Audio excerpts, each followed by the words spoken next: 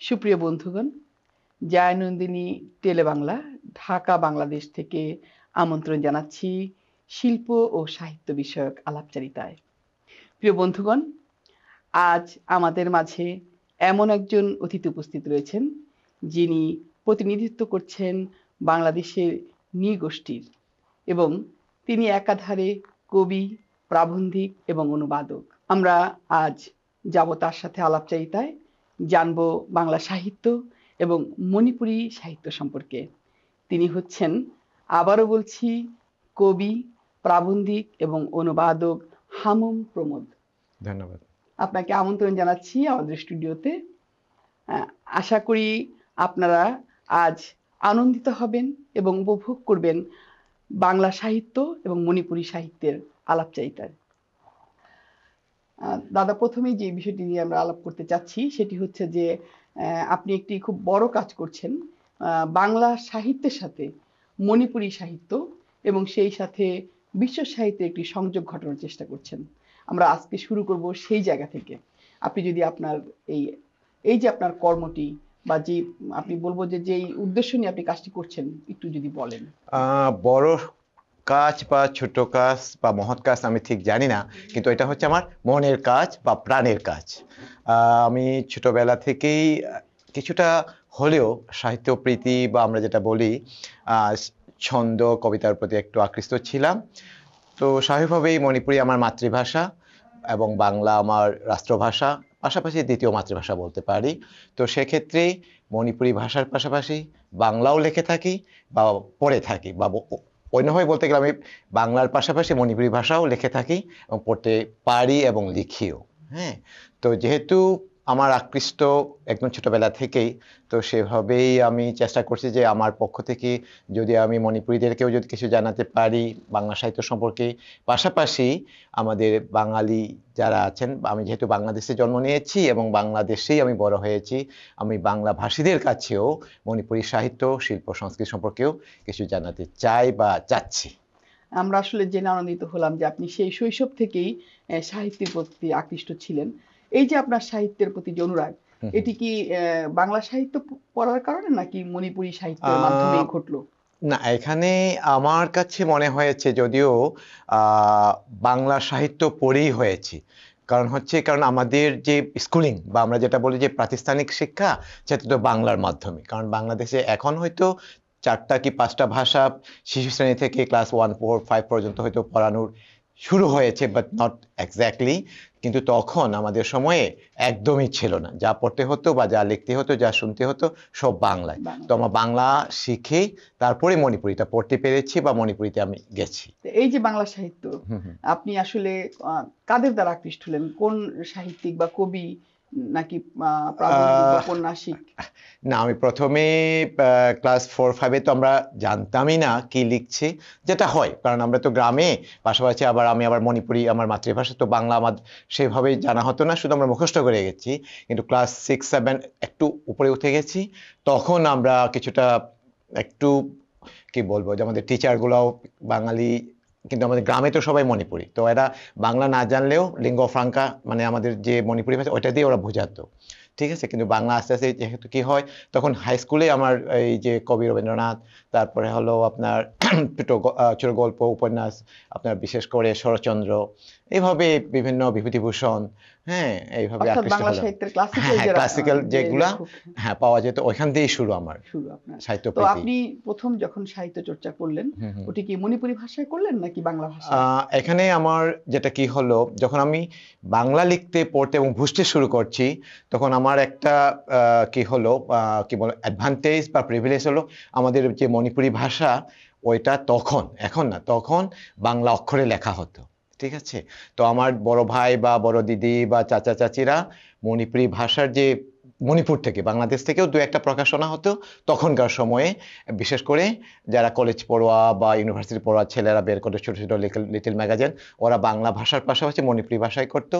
আর মণিপুর থেকেও প্রচুর কলেজের এবং ম্যাগাজিনগুলা বা মানে কিগুলা চলে আসতো। তখন বাংলা যেহেতু পড়তে পারছি, মানে ওই অক্ষরটা কিন্তু সেম, তবে মণিপুরিটাও মানে অনেকটা ফ্রেঞ্চ অ্যান্ড ইংরেজির মতো আমরা লিখতেছি বাংলায়, কিন্তু ধ্বনি যে ফনিম বা যে ধ্বনিটা একটু চেঞ্জ হয়ে যেত মণিপুরি। তো এটা আমরা শিখতে পারেছি। তো সেক্ষেত্রে আমি বাংলার পাশাপাশি মণিপুরিও পড়তে পারতাম।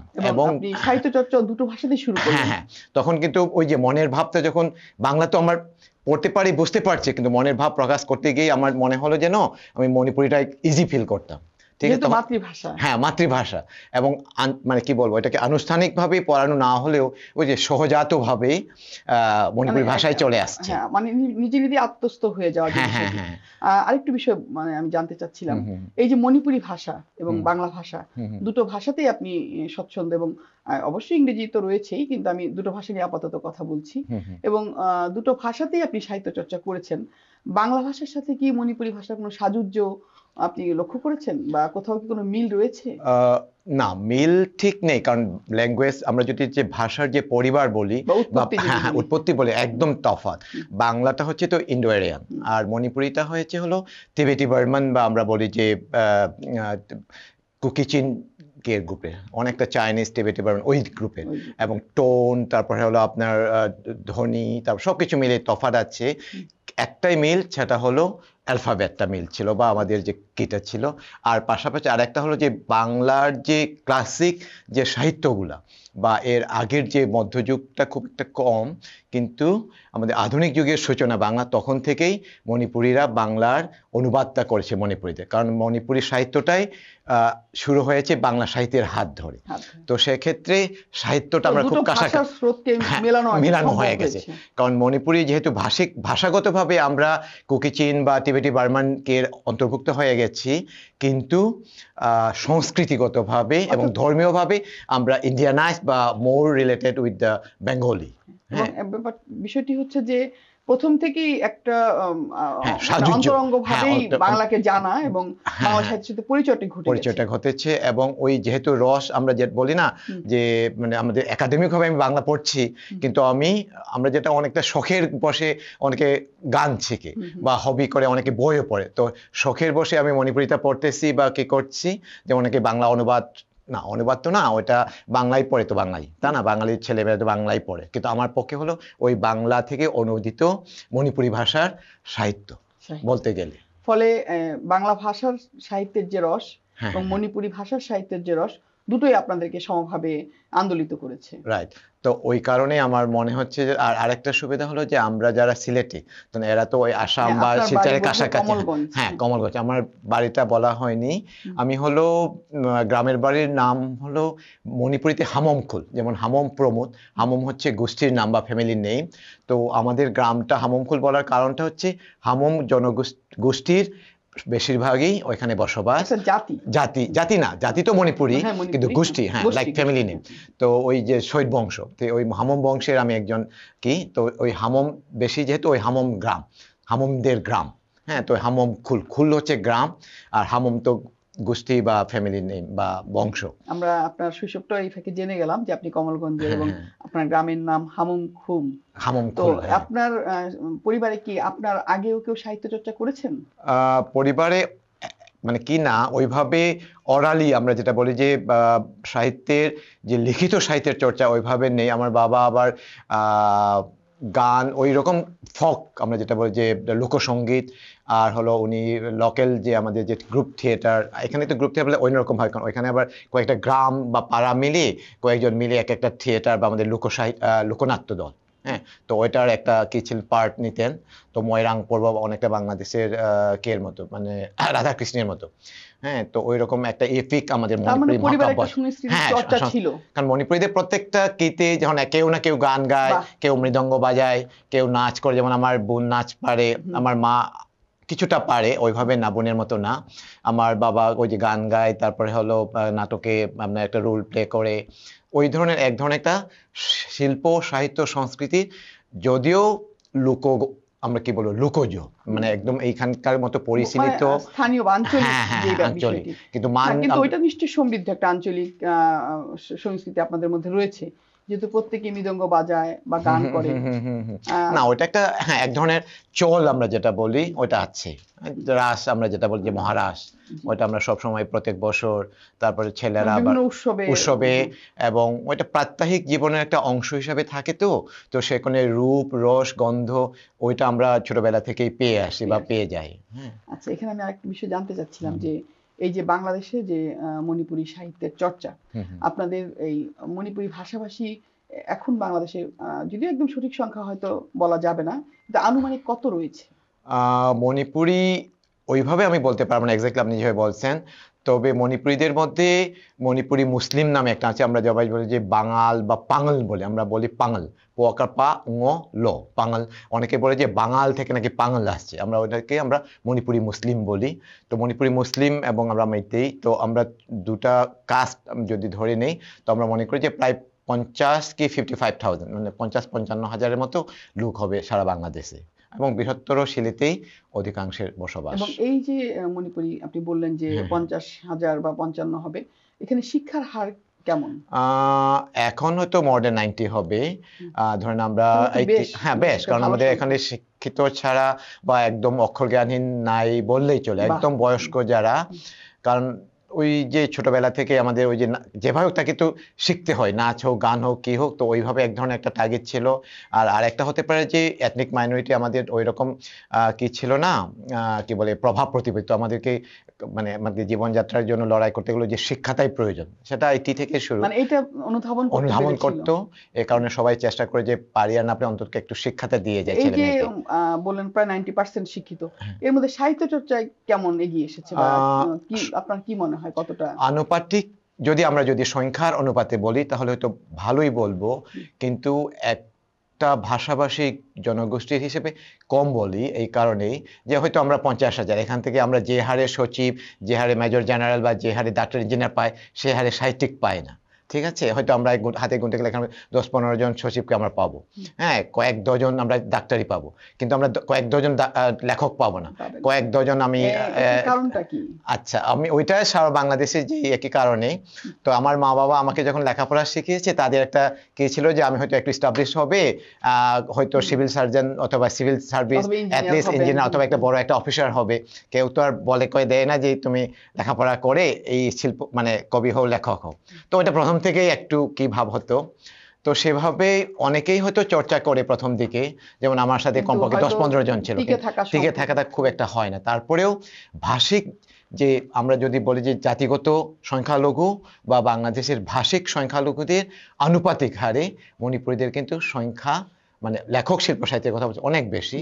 হ্যাঁ, কারণ আমরা সেই 90 বা 70 দশক থেকে আমাদের একজন পাকিস্তান আমলেই ওই সময়কার ছোট গল্পের একজন পুরস্কার পেয়ে, সেই কিতে 65-64 মণিপুরীদের মধ্য থেকে।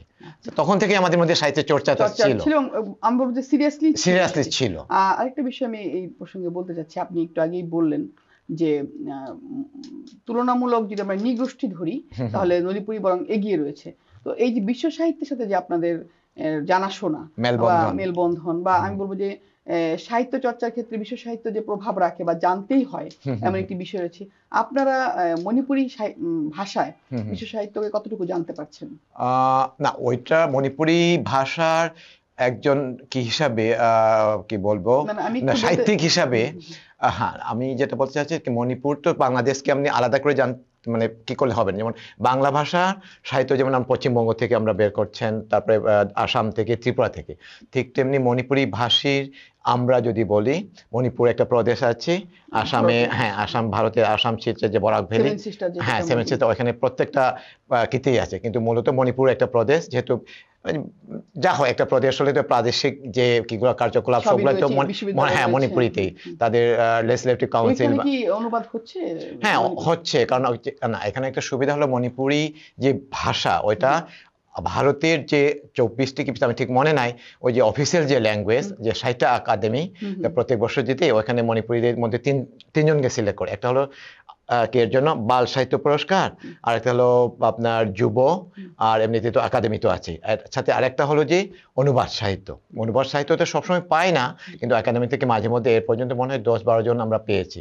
তার মানে অনুবাদ হচ্ছে এবং ভালো হচ্ছে বিদায় ইন্ডিয়ার সাহিত্য একাডেমির মতো কি থেকেও মণিপুরী সাহিত্যিকরা। তার মানে আমি যতটুকু বুঝতে পেরেছি, আমি আরেকটু খোলাসা করি আমাদের শ্রোতাদের দর্শকদের জন্য, জন্য, হ্যাঁ। দর্শকদের জন্য, যে বোধহয় যেহেতু মণিপুর একটি প্রদেশ রয়েছে এবং ওখানে যেহেতু প্রচুর মণিপুরী ভাষা ভাষী, নিয়েও কাজ হচ্ছে, হ্যাঁ, হ্যাঁ। ফলে মণিপুরী ভাষায় বেশ বিশ্ব সাহিত্য অনুদিত হচ্ছে এবং আপনারা সরাসরি মণিপুরী ভাষাতেই পড়তে পারছেন। মণিপুরী ভাষা বাংলাদেশে যদিও সংখ্যায় কম, ভাষা মণিপুরী ভাষী সংখ্যা, কিন্তু মণিপুরী ভাষার লেখক সাহিত্যিকদের সংখ্যা আমাদের এই বিশ্বব্যাপী। হ্যাঁ বিশ্বব্যাপী বা উপমহাদেশে কম না। তো সে কারণে আমাদের যেহেতু পাশের দেশ ইন্ডিয়াতে যেহেতু একটা প্রদেশ রয়েছে মণিপুর, তো সেখান থেকেই আমাদের যে ভাষার যে কিগুলা গ্রন্থগুলা চলে আসে, তো সেই পাঠ তো আমরা পাই। আর পাশাপাশি আমি যেটা আরেকটু আগে বলতে চাচ্ছিলাম বা একটু বলেছিও, যে বাংলাদেশের হয়তো বাংলাদেশ যে কোনো কারণেই হোক বাংলা বাদে অন্যান্য ভাষিক সংখ্যালঘু বলি বা আমরা জাতিগত সংখ্যালঘু বলি বা ভাষিক সংখ্যালঘু বলি, তাদের হয়তো লেখাপড়া করা বা আনুষ্ঠানিক মানে কি করে স্কুলিং করার সিস্টেমটা নাই, ঠিক আছে? তো সেই জন্য আমরা ওইটা কি করতে পারিনি, কিন্তু মণিপুরীরা এই দিক দিয়ে কিছুটা হলো অ্যাডভান্টেজ বা প্রিভিলেজ পেয়েছে যে বিভিন্নভাবে আমাদের শিল্প সাহিত্যের মাধ্যমগুলো হ্যাঁ আদান প্রদানটা হচ্ছে এবং এখনো হয় আর কি। আমরা একটু আপনার সাহিত্য চর্চার দিকে আসি। হ্যাঁ। আপনি বোধহয় মূলত কবিতাই বেশি চর্চা করে থাকেন, বা কবি আপনার প্রধান পরিচয়।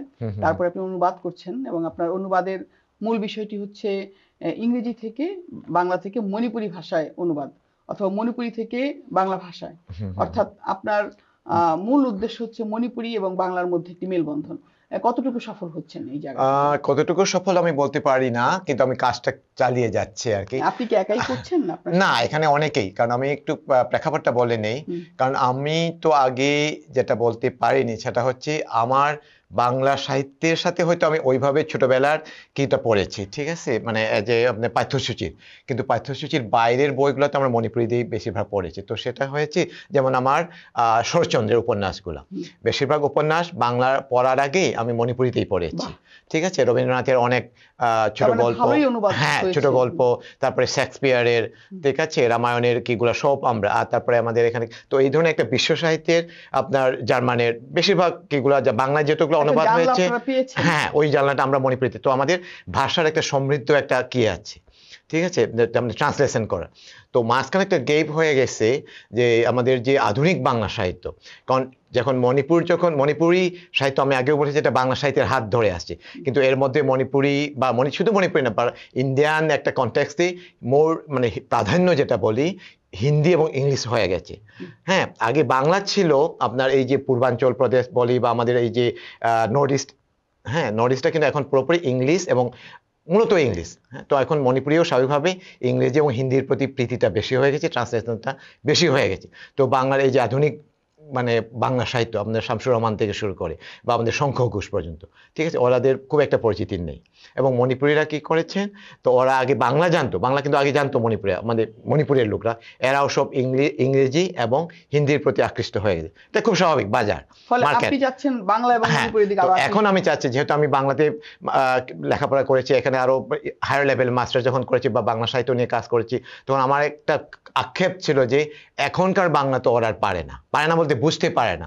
ওরা সেই রবীন্দ্র সাহিত্য, সেই শরৎ বা সেই কবি নজরুল কাজল, মানিক বন্দ্যোপাধ্যায় পর্যন্ত কাজ করছে ওরা। মানিক বন্দ্যোপাধ্যায়েরও অনেকটা পদ্মা নদীর মাঝে কিন্তু মণিপুরিতে আছে, বা আমাদের কবি কাজী নজরুল ইসলামের বিদ্রোহী। এখন সাহিত্য আরো বেশি অনুবাদ এখন করা প্রয়োজন ছিল, কিন্তু যেটা বলা মূল মণিপুর যে প্রদেশ, ওরা একটু যেটা হয় ইন্ডিয়ার স্বাভাবিকভাবে নর্থ ইস্ট, হ্যাঁ ভাষার যে আগ্রাসনটা ওইখানে চলে গেছে। তো আমরা যারা বাংলা দেশে এবং ত্রিপুরায় যারা আছে, বিশেষ করে যারা আমরা বাংলা এবং মণিপুরি দু ভাষাতেই আয়ত্ত করে নিতে পারি, আমরা একটা মনে মনে না সবাই একটু ধারণা করলাম যে না মণিপুরি সাহিত্যও বাংলা, হ্যাঁ কারণ বাঙালিরা বা বাংলা ভাষীরা জানে মণিপুরি নৃত্য বা মণিপুরি আমরা শাড়ি বলি বা এই যে handloom and handicraft and the dance, ঠিক আছে, সংস্কৃতিতে জানে, কিন্তু মণিপুরি সাহিত্য খুব একটা জানতো না বা জানা হয়নি। তো ওই কিটা করার জন্য আমরা ত্রিপুরার কিছু ভদ্রলোক বা লেখক আমাদের বাংলাদেশের কিছু আমাদের একে সেরাম আছেন, কবি সেরাম নিরঞ্জন আছেন, আমরা 6-7 জন কাজ করছি। আর ত্রিপুরাতে ওরা আমার কমপক্ষে 7 জনের নাম আমার মনে আছে। বাংলাদেশে 10 জন না, মানে 7 জন বলতেছি, কিন্তু আরো ইয়াং ছেলেমেয়েরাও আসছে, 10-12 জনের মতো আমরা কাজ করছি। বাংলাতেও লিখতেছি, মণিপুরিতেও লিখতেছি। তো আমি আবার দেশের বাইরে চলে যাও, তো ইংরেজির আমরা একটু এখন ওই জায়গাটাতে একটু আসবো যে আচ্ছা। আমরা জানি যে আপনি আসলে মন্ট্রিয়ালে বোধহয় এই মুহূর্তে স্থায়ী হ্যাঁ। হয়েছেন। তো এই যে আপনি ধারণা করি 97 সাল থেকে আপনি না, 2003 2003 97 হলে ঢাকাতেই আছি। ঢাকাতেই ছিলেন। তো 2003 থেকে আপনি প্রবাসী জীবনযাপন করছেন। মন্ট্রিয়ালে বসে এই যে আপনি কাজটি করছেন, এটি কিভাবে সম্ভব হচ্ছে বা কিভাবে আপনি করছেন? না, প্রথম দিকে কষ্ট ছিল। আমি ঢাকাতে ছিলাম ধরেন 90 বা 89 থেকে 2002 পর্যন্ত। হ্যাঁ, তারপর আমি 2003-এ চলে গেলাম মন্ট্রিয়লে। তো প্রাথমিকভাবে যেটা হয়, মানে আপনার অভিবাসী জীবন বা প্রবাস জীবনে 4-5 বছর তো নিজেকে এস্টাবলিশ করতে সময়টা নিয়ে নেই। তারপর একটু থিতু যখন হয়ে গেলাম, তো সেই ঢেকি স্বর্গে গেলেও ধান ভানে না কি জানি বলে। আচ্ছা, তো ওখানে কি আপনি তো ওইখানে গিয়ে না, আমার একটা সুবিধা হলো কি, ওখানে তো বাঙালি আছি, হুম। আপনারা জানেন। তো বাংলা ভাষী আমি অনেক লেখক সাহিত্যিককে পেলাম, ঢাকা থেকে যারা আসছে বা আমাদের সিলেট থেকে, এইভাবে ওনাদের সংস্পর্শ পেলাম। পাশাপাশি মণিপুরেও পেয়েছি ওখানে। আমাদের এক ওই সিলেটের মণিপুরি, কিন্তু উনি বাংলাদেশের হয়ে তো ইন্ডিয়া হয়ে তারপরে ওইখানে আছে। তো উনিও এই মানে ওখানে কি আপনারা কোনো সংগঠন বা কিছু করেছেন? হ্যাঁ, করেছি। তো ওইখানে আমরা প্রথমে শুধু নর্থ কালচারের জন্য না, সবার জন্য, যে মণিপুরি কানাডান অ্যাসোসিয়েশন অফ মণিপুর বা এইরকম ধরনের নর্থ আমেরিকান মণিপুরি অ্যাসোসিয়েশন বা north American Bangladeshi Manipuri association. পরে আমরা সাহিত্য নিয়ে কাজ করছি, মণিপুরি মিরর নামে আমরা একটা ছোট্ট জার্নালের মতো কাজ করছি। তো আমি যেটা বলতে চাচ্ছিলাম যে আমার সৌভাগ্য হলো যে ওইখানে গিয়েও 4-5 জন আমার সিনিয়র যারা এই শিল্প সাহিত্যের লাইনে ছিল, মণিপুরীদের, বাঙালি তো আছে বা বাংলা ভাষী তো আছে, মণিপুরি কয়েকজনকে পেয়েছি। তো এখান থেকে বই নেওয়াটা কিন্তু খুবই কষ্ট। এখন না ইন্টারনেটে আমরা পিডিএফ অথবা সোশ্যাল মিডিয়াতে ইবুকে আমরা পেতে পারি, কিন্তু আগে 20 বছর আগে বা 10 ইয়ার্স বিফোর 10 ইয়ার্স পর্যন্ত একদম অসম্ভব ছিল। তো তখন আমরা ওই যে আমার এক আঙ্কেল আছে, তখন প্রচুর বই তার হাতে, তো আমি ওইখানে গিয়ে ওই সান্নিধ্য পেয়ে ওইখানে আমি আবার লেগে থাকলাম। হ্যাঁ, তো ওইখানে গিয়ে আরেকটা সুবিধা হচ্ছে মণিপুরি বই ওখানে আরো বেশি প্রাচুর্য হলো। তখন আমি বাংলা থেকে একটু সরে এসে মণিপুরি নিয়ে আরো বেশি কাজ করলাম। আচ্ছা, যাই হোক, আপনি অবশ্যই, আমি আশা করি আমরা আশা করি যে আরো হয়তো বেগবান করবেন। মণিপুরি সাহিত্য, আমরা অনেক সময় বলি যে বাংলা সাহিত্যে বাক বা ইংরেজি সাহিত্যে বাক। মণিপুরি সাহিত্য বর্তমান সময়ে, মানে আধুনিক সময়ে আসলে কোন জিনিসটিকে বেশি ফোকাস করছে বা কোন বিষয়ে আধুনিক কবি বা আধুনিক মানে গল্পকার বা তরুণরা লিখছেন? হ্যাঁ, এখানে দুটা আছে, একটা হলো বাংলাদেশ পার্ট আর একটা হচ্ছে ইন্ডিয়া বা মূল মণিপুরের যে অঙ্কটা। তো বাংলাদেশের দিক দিয়ে যা হয়, যেহেতু এখানে একাডেমিক ভাবে আমরা স্কুলিংটা যেহেতু করা হয় না মণিপুরি ভাষায়, তো সেক্ষেত্রে এই যে জ্ঞান চর্চা যেটা বলি বা যে অর্থে, কারণ আপনাকে একটা থিসিস অথবা একটা প্রবন্ধ লিখতে গেলে তো মিনিমাম থিসিস স্টেটমেন্ট অথবা আপনার যে টার্মিনাল অবজেক্টিভ কিছু কিছু ব্যাপার আছে, তো যেটা হয়তো আমরা বাংলা বা ইংরেজিতে অভ্যস্ত, কিন্তু বাংলা ইংরেজিতে অভ্যস্ত হলেও তো ভাষার একটা কারুকার্যের একটা ব্যাপার আছে। আমরা যতটা সহজে আমি কবিতা বা ছোট গল্প লিখতে পারি, সেরকম প্রবন্ধ বা সেই রকম কি কিন্তু আমরা মণিপুরি ভাষায় লিখতে পারি না। তো বাংলাদেশের ক্ষেত্রে মৌলিক কাজে বলি, তো বাংলাদেশের ক্ষেত্রে কবিতা ছোট গল্পটা খুব ভালো হচ্ছে।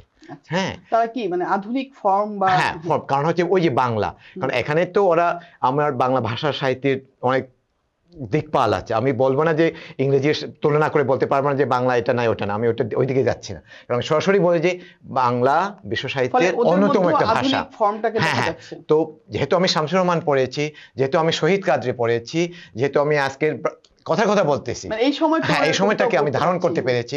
কারণ আমরা ওই যে আজিজ সুপার মার্কেট, আমিও ছিলাম ওইখানে, তো ওইখানে একটা কোনার মধ্যে বসে ওই চিপার মধ্যে বসে একদিকে সফা ভাই আছেন, একদিকে আমাদের কি আছেন প্রাত্যরাস, কথা বলছি, প্রাত্যরাস আমাদের সমস্যা হয়। তো এই যে চিপাগলির মধ্যে গোটাগুটি তো আমরা বাংলাই করেছি, ওই গোটাগুটিটা আমরা মণিপুরিতেও এসে কাজে লাগাতে পারি। তো এই জন্য বাংলা সাহিত্যের আমরা যেটা বলি যে আজটা মণিপুরি ভাষার মাধ্যমে প্রকাশটা হচ্ছে, কিন্তু সাহিত্যটা বাংলাদেশের।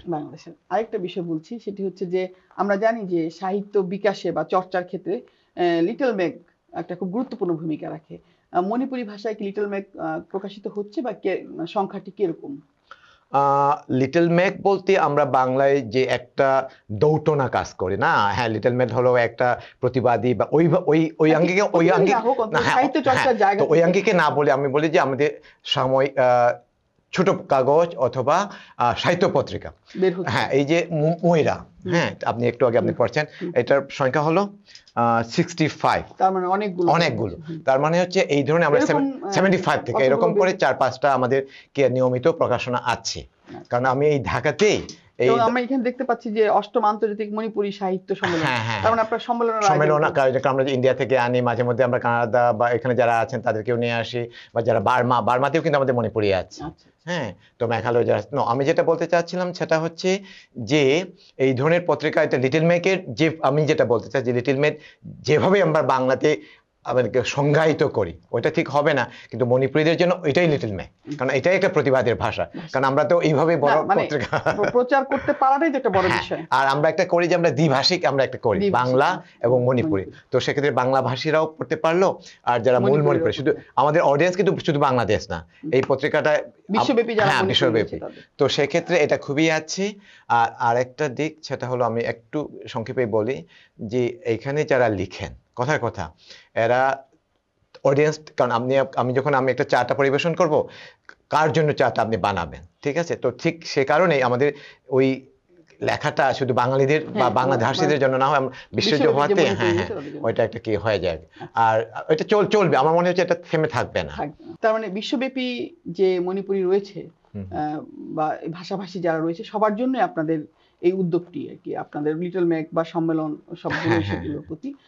আপনি তো অনেক দিন ধরে প্রবাসী জীবন যাপন করছেন, আপনার লেখায় প্রবাস জীবন কতটা, আর আপনার এই যে গোষ্ঠী মণিপুর বা বাংলাদেশ কতটা মানে হ্যাঁ অবশ্যই আসছে, কারণ সেই শামসুর রহমানের মতো আর কি, যে আপনি যে প্রত্যেকটা গলির নাম হয়তো বলে না, কিন্তু আপনার দেখবেন যে শামসুর রহমানের কবিতায় অথবা শহীদ কাদরীর কবিতায় কিংবা আমাদের গুণিন্দর নির্মলেন্দু গুণের কবিতায় প্রত্যেকটা পাড়া বা যেখানে থাকেন উনার ওই নামগুলো। ঠিক সেভাবে আমরা যেহেতু মন্ট্রিলবাসী হয়েছি, সবাই মন্ট্রিলের বা নিউ ইয়র্কের নামগুলো চলে আসে, পাশাপাশি হতাশা, প্রবাস জীবনের, অভিবাসী জীবনের কষ্ট।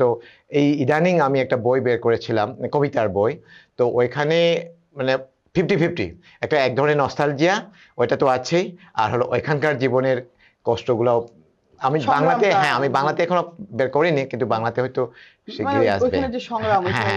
সংগ্রাম, তারপরে আমাদের যে অনুভূতিগুলো, তারপরে পাওয়াও তো আছে। আপনি এখন কি নিয়ে কাজ করছেন এই মুহূর্তে? এই মুহূর্তে আমি একটা প্রবন্ধের বই বের করতেছি, বাংলাতে না মণিপুরিতে। ওই একটু আগে যেটা আমি একটা চ্যালেঞ্জ হাতে নিয়েছি, এই জন্য বলতে চাচ্ছি যে ওই যে প্রবন্ধ লেখাটা হচ্ছে এক ধরনের কষ্টকর কাজ, একটা জ্ঞান হয় না যে কিছুটা ব্যাপার আছে, তো ওইটা আমি কিন্তু ওই বারটা আমি ভাঙতে চাচ্ছি। আমার একটা পূর্বসূরি আছে, একে সেরামও ভালো লিখেন, আরো 2-3 জন আছেন, তো আমি চাচ্ছি যে মণিপুরি ভাষায় বা আমাদের যে মিটেই লন আমরা যেটা বলি ওইটাতেই যে প্রবন্ধ চর্চাও করা যায় এবং খুব ভালোভাবে। হয়তো এটা আমাদের ওই কি অনুযায়ী হয়তো হবে না, আমরা যেভাবে একাডেমিক প্রবন্ধ বলি ওইটা হয়তো হবে না, কিন্তু জ্ঞান তো জ্ঞান, তাই না? তো ওইটা আমি চর্চা করতে, তো আমার এই 17 জানুয়ারিতে আমি একটা প্রবন্ধ সংকলন, নিজের প্রবন্ধ একটা সংকলন বের করতে চাচ্ছি, এটা নিয়েই কাজ করছি। আর একটা কবিতা বই ওইটা, আর একটা অনুবাদের কাজ করতেছি। তো বাংলা সাহিত্য আপনি অনেক গভীরেই প্রবেশ করেছেন, নানাভাবেই পড়েছেন এবং সেই শৈশব থেকেই পড়েছেন। তো একদম শুধু আলোচনার জন্য নয়, মানে আপনি কি 2-1 জনের কথা বলতে পারেন যারা আপনাকে খুব অনুপ্রাণিত করেছে বা প্রেরণা দিয়েছে আপনার এই কবিতার পথে হাঁটা বা সাহিত্যের পথে হাঁটার জন্য? না, এখানে আমার ছোটবেলা বাংলার গ্রামের মতোই না, বাংলাদেশেরই তো গ্রাম। এখন বাংলাদেশের সাহিত্য বলতে গেলে তো শুধু বাংলা সাহিত্যকেই তো বলতে পারবো না, তো আমি বলতে চাচ্ছি যে বাংলা সাহিত্যের পাশাপাশি অন্যান্য সাহিত্য আছে। আমি বাংলা সাহিত্য জানতে চাই। তাহলে বাংলা সাহিত্যের মধ্যে বাংলাদেশের মধ্যে যদি বলি, আমি শামসুর রহমানের হাত ধরে এখানে ঘুরেছি, তারপরে হলো আপনার শহীদ কাদরীর কথা বললাম, তারপরে হলো আমি যদি কলকাতার মধ্যে যাই তাহলে হয়তো শক্তি, তারপরে হলো আপনার শঙ্খ আছে, আমি নাম করে আমি ছোট করতে চাচ্ছি না, অনেক আছে। একদম যদি আমি বলি শামসুর রহমান, আর হলো আপনার কি বলে শহীদ শামসুল হক, এদের সহযোগিতা আপনি পেয়েছেন? কাজ, ওদের কাজটা আমাকে আকৃষ্ট করেছে। শামসুল হক একদিকে, আরেকদিকে হলো শামসুর রহমান। আর এমনি কেউ ভালো লাগে আমাদের সুফিয়া কামালের, তার যেহেতু কি আছে ওই সময়কার জন্য এবং নারী জাগরণের আমাদের চর্চা এই রিজিয়া রহমান, আপনি কি নামটা জানেন? ওনার নাম রিজিয়া রহমান, জানি, কিন্তু উনি ওইভাবে কিন্তু এরকম নৃগোষ্ঠীর উপরে, বিশেষ করে সাঁওতাল গোষ্ঠীর উপরে ওনার বেশ হ্যাঁ, কিছু আমি কাজ সেলেনা রয়েছে। হোসেনের একাল চিরকাল নামে তার একটা খুব আচ্ছা, গুরুত্বপূর্ণ সেলেনা উপন্যাস হোসেনের রয়েছে। কয়েকটা পড়েছি, ওনারটা এখন আমার মানে পড়ার সৌভাগ্য হয়নি। উনি একাল চিরকাল আচ্ছা আচ্ছা একটা উপন্যাস রয়েছে তার, যেটি উনি সাঁওতালদের উপরে আচ্ছা আচ্ছা করেছেন আর আচ্ছা, কি। মহাশ্বেতা দেবীর মতো। মহাশ্বেতা হ্যাঁ দেবীর মতো। হ্যাঁ হ্যাঁ। তো যাই হোক, আপনার সাথে আসলে আমরা কথা বলে বুঝতে পারলাম যে সাহিত্যের আপনি এক একনিষ্ঠ কর্মী। তো এই যে আপনি সাহিত্য চর্চা করছেন, পাশাপাশি আপনার যে কর্মজীবন, আমরা জানি যে আপনি ওইখানে হয় হোটেল এবং হসপিটালিটি নিয়ে পড়াশোনা করেছেন। তো হ্যাঁ। আপনার কর্মজীবনের সাথে কিভাবে সমন্বয় করছেন সাহিত্যিক জীবনের? না, এখানে তো মানে বাংলাদেশে আমি কাজ করেছি শিক্ষা নিয়ে, একটা এনজিওতে, ম্যাটেরিয়াল ডেভেলপমেন্ট স্পেশালিস্ট, কারিকুলাম ইউনিটে বই লেখা বা বাচ্চাদের বইয়ের কিগুলো নিয়ে কাজ করতাম। তো যাই হোক, ওইখানে গিয়ে তো আর একাডেমিক লাইনে আমি যাইনি। তো এখানে বেঁচে থাকার জন্য একটা ডিপ্লোমা নিয়েছি, হসপিটালিটি অ্যান্ড ট্যুরিজম ম্যানেজমেন্ট। তো ওইখানে কাজ চলছে, কিন্তু আমি এখন কিছুটা, আমি একটু আগে যেটা স্থিতি হওয়ার পরে আমি কাজের মানে ক্যারিয়ারের কাজের পরিমাণের যে সময়টা কমিয়ে দিয়েছি। বরং সাহিত্যে বাড়িয়ে বরং দিয়েছেন। এখন আমি সাহিত্য নিয়েই, এবং আমার কিছু স্বপ্ন আছে মণিপুরীদের নিয়ে, ওইটাতেই আমার ধরেন 90%, আর 10% হলো আমার চাকরি। বাহ! এটি তো অনেক বড় বিষয়। আমরা জানি যে অনেকেই ক্যারিয়ার করতে গিয়ে সাহিত্যে নিবেদিত হতে পারেন না। কিন্তু আপনি বরং দেখিয়ে দিয়েছেন যে ক্যারিয়ারকেই আপনি কিছুটা কাটছাঁট করে সাহিত্যে আপনি নিবেদিত হয়েছেন। আমরা অবশ্যই আশা রাখি যে আপনার যে উদ্যোগ, আপনার যে স্বপ্ন, সেগুলো পূরণ হবে। বাংলা সাহিত্যে এবং মণিপুরী সাহিত্যে আপনার অবদান আরো উত্তরোত্তর বৃদ্ধি পাবে। শেষ প্রশ্ন করতে চাচ্ছি। এই যে আপনাকেও আসলে আমি লাকি যে আপনাকেও পেয়েছি এই অনুষ্ঠানে, কারণ আমি শুনেছি এবং দেখেছিও আপনার অনুষ্ঠানগুলো জয়ানন্দিনীতেই, কারণ আমি মন্ট্রিলে থাকা অবস্থায় আমার সৌভাগ্য হয়েছে, এবং আমার একটা শখ হচ্ছিল যে এখন মানে ইদানিং যেভাবে জুম বা কি কেন্দ্রে, কিন্তু এখান থেকে ছড়ে এসে একদম লাইভে এই শিল্প সাহিত্য নিয়ে এরকম একটা আলোচনা করা যায়, এবং খুব নান্দনিক যে উপস্থাপন, এবং খুব কম সময়ের মধ্যে খুব কম কথার মধ্যে একদম কি বলে গুরুত্বপূর্ণ অংশটুকু খুঁজে বের করা। আমিও ধন্যবাদ জানাচ্ছি যে আপনি এসেছেন। যে প্রশ্নটি করতে চেয়েছিলাম, যে আমরা একটি গোষ্ঠী বা মণিপুরীদের যে জীবন বা তার দৃষ্টিভঙ্গি নিয়ে আমরা আলোচনা করলাম, কিন্তু রাজনীতি আপনাদের এই মণিপুরী গোষ্ঠীর লেখায় কতটুকু আসছে বা কতটুকু সচেতনতা দেখতে পাচ্ছেন? হ্যাঁ, তা তো অবশ্যই, কারণ সাহিত্য মানেই তো আমরা যে বলি না যে আয়না, সমাজের আয়না। তো আমাদের সাহিত্যে যেটা হয়, আমি কবিতাও পড়েছি, তারপরে হলো ছোট গল্প, আমি যেটা আগে বলছি, আমি নিজেও লিখি কবিতা যেহেতু। তো আমাদের মধ্যে কিছুটা সেই যে মাইনরিটি বা সংখ্যালঘুর যে বেদনা, ওটা অবশ্যই ফুটে ওঠে। আর আস্তে আস্তে যে আমি বললাম যে হামমখুল, এই যে নামগুলো, আমি একটা উদাহরণ দিই, আমাদের যে নামগুলা, যে গ্রামের নাম, পাড়ার নাম বা স্থানের নামগুলো আস্তে আস্তে আমরা বাঙালিকরণ হয়ে যাচ্ছি। তার মানে এক ধরনের আপনি হয়তো ভাষিক আগ্রাসন, হ্যাঁ ভাষার আগ্রাসন, কিন্তু ভাষার সাথে সংস্কৃতি, ওইটার সাথে আমাদের স্মৃতিও চলে যাচ্ছে। ঠিক আছে, এই ধরনের ব্যাপারগুলো চলে আসছে। তারপরে পাশাপাশি আরো অনেক, যেটা ওইটা কিন্তু সাহিত্যের মাধ্যমে কিছুটা শৈল্পিক, কিছুটা প্রতিবাদী, হ্যাঁ প্রতিবাদী ভাষায় তুলে আনার চেষ্টা করছি।